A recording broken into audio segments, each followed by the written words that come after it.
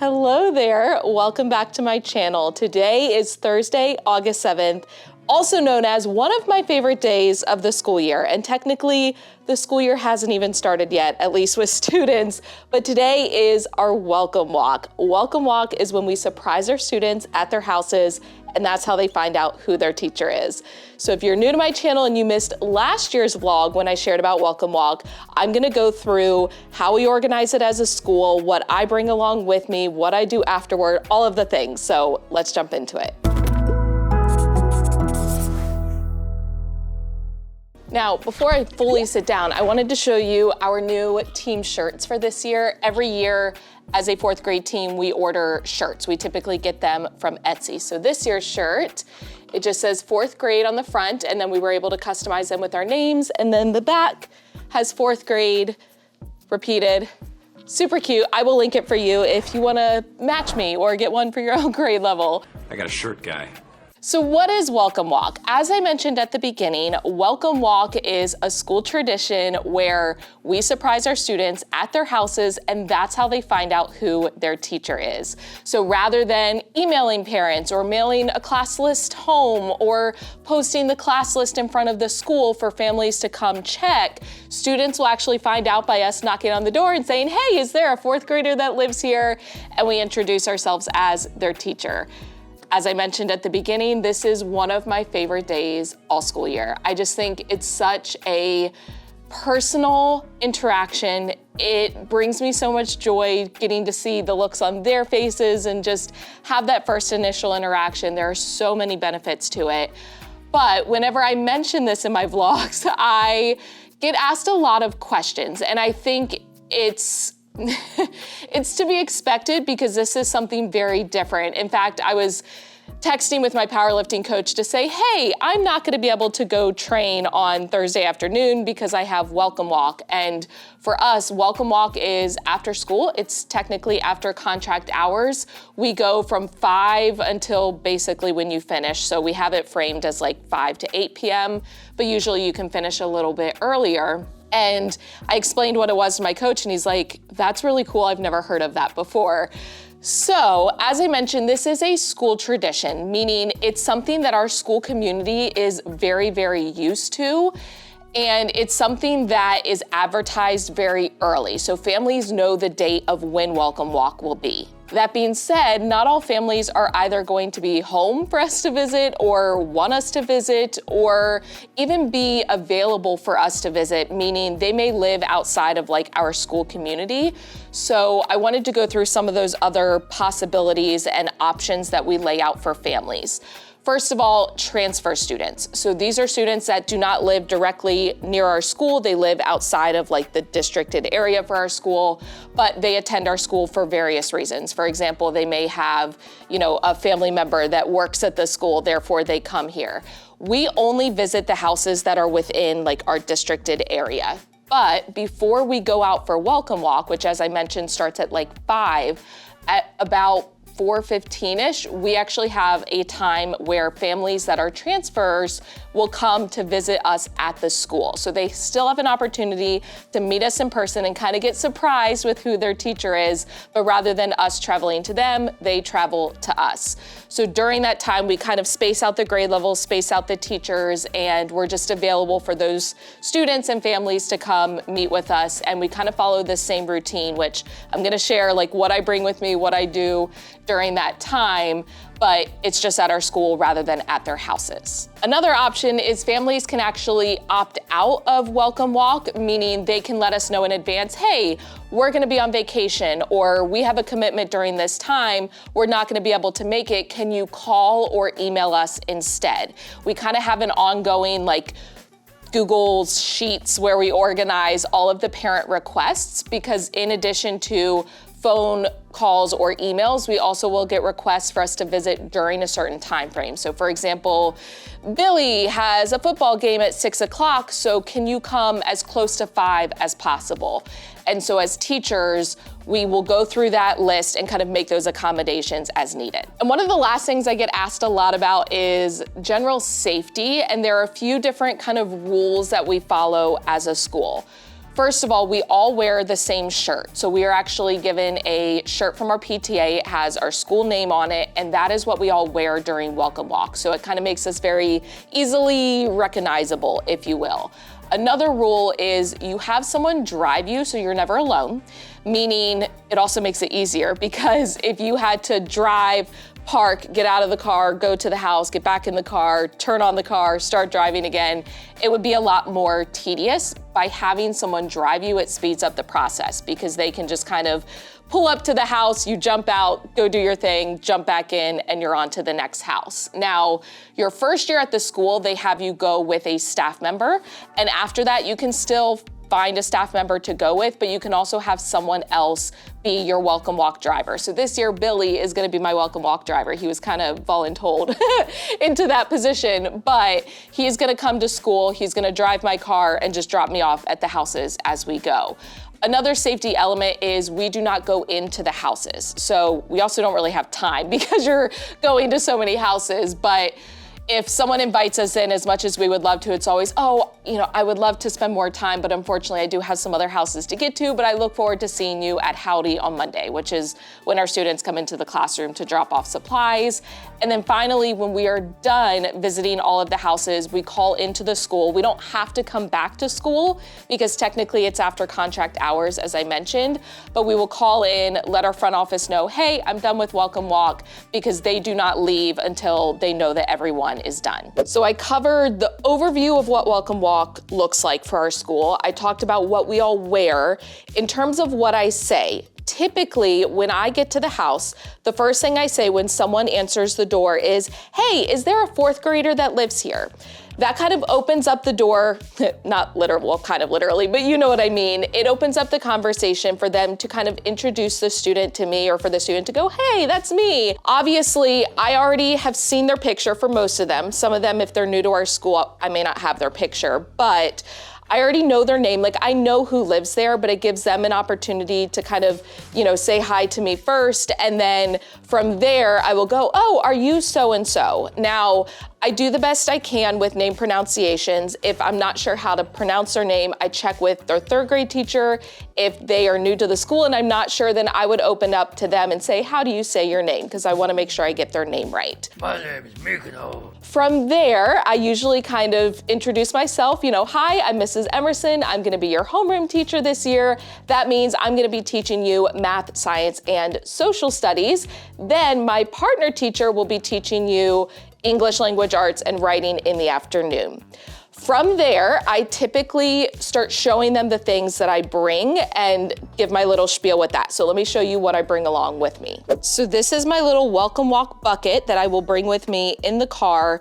Each student is going to get an envelope, they're going to get a brown paper lunch bag, and they're going to get one of these class keychains. So the very first thing that I hand the student is going to be the keychain, and I'll kind of explain like, hey, welcome to the Otomer class family. From there, I'm gonna say you have a little bit of homework before the first day of school. I'm gonna hand them the brown paper bag, and this is the All About Me bag. So their job is to find 3 items that fit inside the bag that represent them. So I will kind of explain that briefly. Then I'm gonna joke with them that the rest of the homework is their families. I'm gonna give them the envelope, and I will actually take out what is inside of the envelope so I can kind of talk through and show them the different parts. So there are several papers that we had to give from our school. It's like a reminder about Howdy and the first day of school. It's a PTA letter. I end up stapling all of the papers together because I find when I take them out of the folder, sometimes like papers blow away and you don't want to deal with that. So I staple them all. And then of course I fold them in half to fit in the envelope. So I take them out and I just explain each paper. Now, obviously I'm not going to show you the ones from my school, but this is the Meet Your Teacher letter that my partner teacher and I both have in our folder since we will both be teaching these students. Now, I have obviously cleared out her information, but it just has our little bio, a little blurb about Howdy, just a reminder that it's Monday and where our rooms are. And then I've switched out these QR codes for fake ones, and obviously I've covered some of the information like the links, But this is the homework part that I explain to families. So I say, hey, we have 2 Google Forms we need you to fill out, our all about your student parent questionnaire, and then our after school departure form. That is how students will go home on both the first day of school as well as the rest of the year. And then my partner teacher and I recorded just a quick little video, and that's a chance for them to kind of meet her, see her face. I actually have a printed out, this is gonna sound bizarre, I have a printed out, like blown up picture of her head that I taped on a stick because she is gonna be out on maternity leave like a week and a half after school starts. And I'm gonna carry that stick with me to the various pictures and things to make sure that she is in it. So I might bring that along with me. That way I can be like, this is, the teacher you have in the afternoon. Regardless, the bottom part is just explaining that I want them to bring in a family photo because we display them in our classroom, kind of like a little piece of comfort from home.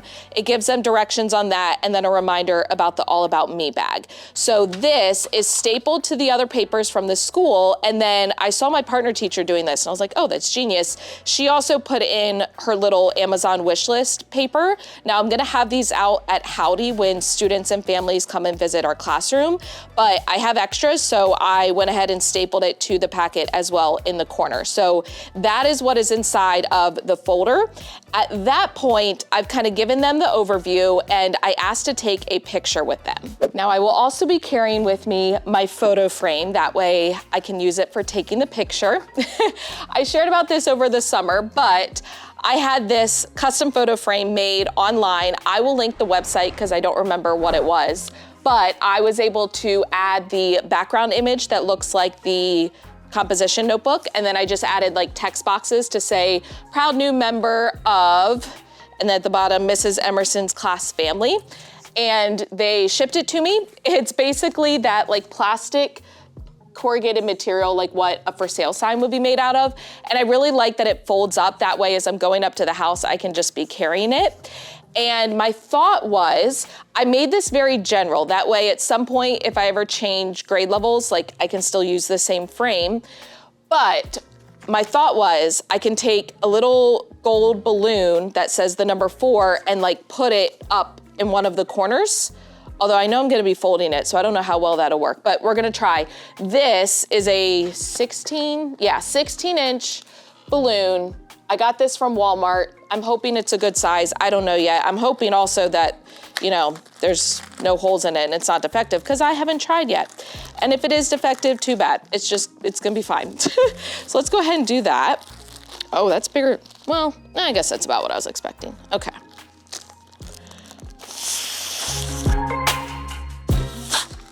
Okay. Now I need to make sure I put it the right way. I am notorious for putting things upside down, sideways, all of the things. We're gonna work on that, but I'm either gonna tape it or maybe try to reinforce it with some string. I don't know yet, but those are the things that I bring with me. Now, I don't walk up with my entire bucket. I could, but the bucket will be in the car with me. I will take out an envelope, a bag, and a keychain, walk with that and the photo frame up to the door. As I mentioned, I end with a picture, and usually they take a picture as well. So we may take some like without the photo frame. But at that point, I wrap it up because again, we have, 20 something houses to go to. But at the end, I typically just remind them like, hey, I look forward to seeing you at Howdy on Monday morning for you to drop off your school supplies. So if you didn't purchase one of the school supply kits, bring your school supplies with you, bring your Chromebook and your charger because you're gonna leave those at school, and I look forward to seeing you then. And that's it. You go back to the car and you go to the next house. Now, in addition to those things, I also have a clipboard with me where I have listed out the order of the students' houses that I'm going to. I have their name, I have their address, and any notes. So for example, if a student is in tag, and that means I'm not gonna be teaching them for math, just science and social studies, I have that in my notes that when I get to the house, I'm not gonna be like, hey, I'm teaching you math, and then they're like, wait, I'm confused. So I have those notes in there. So in terms of the navigation side of things, as I mentioned, Billy will be driving me for safety reasons and then also to speed up the process. I create my own route. Now, there are websites where you can basically put in a bunch of addresses and it will develop a route for you. What I like to do is enter in all of my student addresses onto Google Maps so I can visually see them and where they are in relation to the school. Also, because I don't live in the community where my students live. I know a lot of the teachers at our building do, and so they're a lot more familiar with the community. I am still learning. So what I do is I get them all on the map.